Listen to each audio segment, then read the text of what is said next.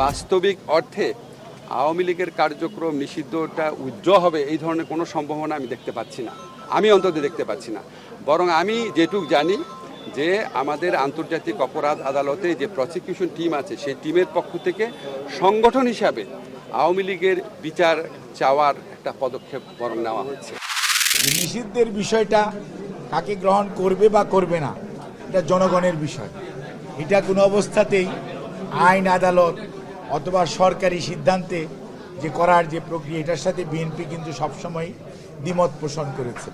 এই গণহত্যাকারী এবং এটার যারা আদেশ দিয়েছে তাদেরকে আইনের আওতায় এনে যথাযথ বিচার করা, কাজে তাদের বিচারের ব্যাপারে বাংলাদেশ জাতীয়তাবাদী দল সবসময়ই সোচ্চার ছিল, এখনও আছে।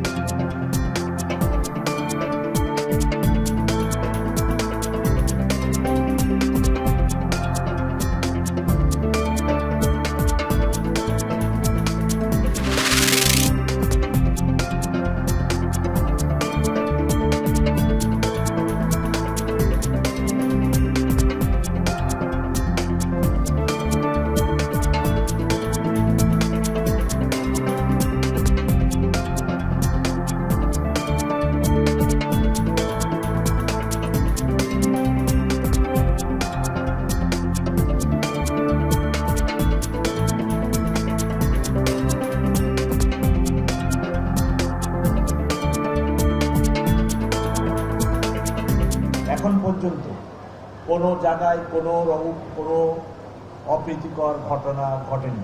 কি কি ব্যবস্থা নিলে আপনারা উৎসবমুখর পরিবেশে এই পূজা উদযাপন করতে পারবেন সেই সকল ব্যবস্থা নেওয়ার চেষ্টা করি।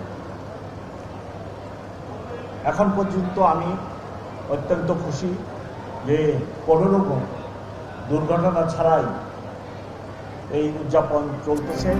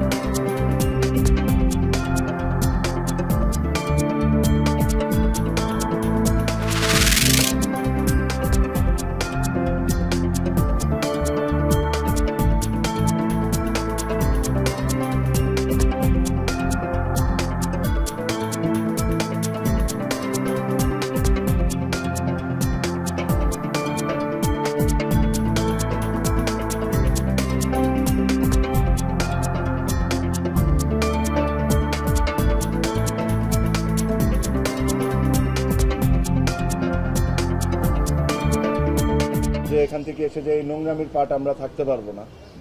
এখানে ধরেন বিভিন্ন ধরনের বিভিন্ন সময় অনেক ধরনের কথা বলা হয়েছে, but end of the day আমার কাছে মনে হয় যে এই নোংরামির সাথে আমরা কোনো দিক থেকে কোনোভাবে পার্ট রাখতে পারবো না। যারা বোর্ডে আছেন তারা যদি এভাবে করে ইলেকশন করতে চান করতে পারেন, জিততেও পারেন, বাট আজকে ক্রিকেট 100% হেরে গেছে, এটা নিয়ে কোনো সন্দেহ নাই।